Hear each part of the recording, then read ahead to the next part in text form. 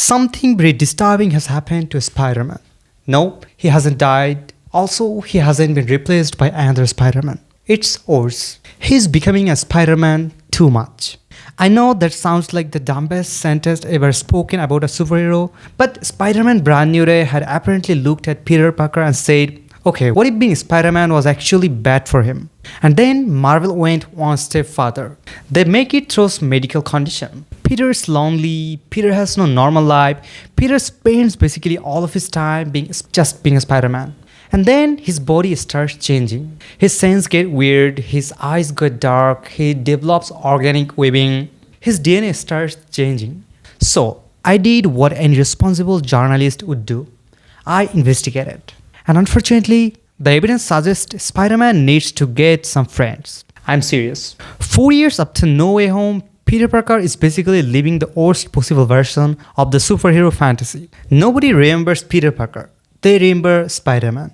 I mean, MJ has moved on, Ned has moved on, Aunt May is gone, and Peter is out here every night fighting crimes like a man who has somehow turned, I should probably make some friends, into a federal offense. The important distinction is that Peter didn't originally erase himself because he thought, wow, I'd absolutely love to have nobody in my life. He made the sacrifice in No Way Home to save everyone. But Brand New Day asked the extremely uncomfortable follow-up question. What happens when the sacrifice becomes your entire lifestyle? This movie starts doing something genuinely fascinating. Obviously, Peter's isolation isn't just emotional, it becomes physical. Director Dustin Daniel specifically talked about exploring the mental and physical consequence of isolation and then asked what happens when the isolated person is literally part spider. Which is an incredible creative decision because most movies would stop at Peter is sad, but Marvel said, no, that's for noobs. Make the sadness biological. Peter starts experiencing blackouts, heightened sense, darkened eyes, organic webbing, and increasingly primal behavior.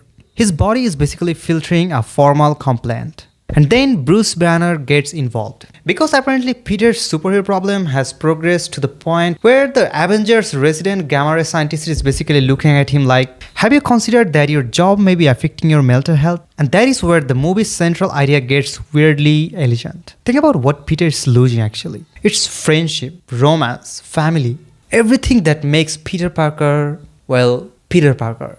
And the less Peter Parker there is, the more Spider-Man there is. That's the metaphor. The movie is essentially asking, is Peter Parker the person or is Spider-Man the person? Jean Grey eventually asked him the question almost exactly that way. And suddenly the whole timing makes sense. Because Peter has spent years trying to balance two identities. But now he's stopped balancing them. Now he's just Spider-Man. By the way, today's episode is sponsored by Civilian Life. Are you a superhero who has accidentally abandoned everyone you love? Try Civilian Life. With features including talking to another human being, eating lunch indoors, and a revolutionary premium feature, having one friend who knows your real name. And now, with our new push notification system, Civilian Life will even remind you, you have been Spider-Man for 14 consecutive hours. Would you like to go home?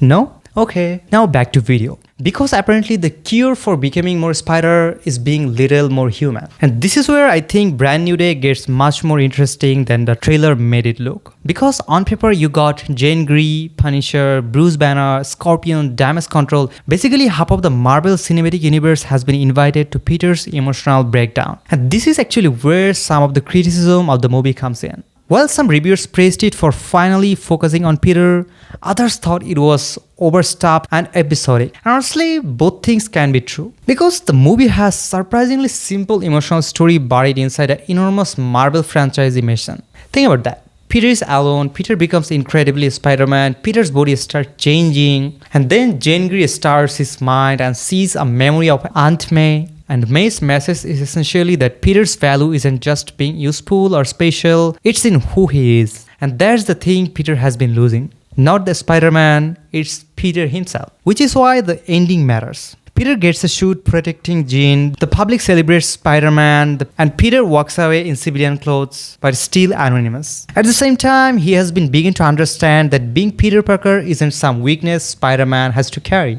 It's the reason that Spider-Man exists in the first place. So, let's review the evidence. Peter Parker loses his identity, then loses his relationship, then starts spending almost all of his time as a Spider-Man. Then his body starts evolving, his DNA changes, his power even gets changed, his behavior becomes more primal, and the director himself says the movie is exploring the physical consequence of isolation. Therefore, ladies and gentlemen, Marvel has made 1.8 billion-ish blockbuster about the importance of having a social life.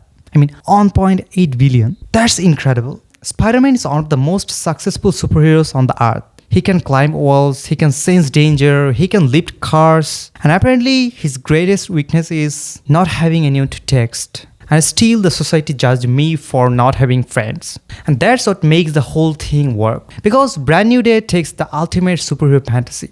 What if I could devote my entire life being a Spider-Man? And quietly turns it into a horror story. Because if you eventually raise enough of Peter Parker, you don't get a better Spider-Man, you just get more Spider. Although to be fair, Bruce Banner should probably have notified the problem earlier. The man walked into lab with black eyes, organic webbing and biological mutation, and Banner was like, have you tried getting 8 hours of sleep?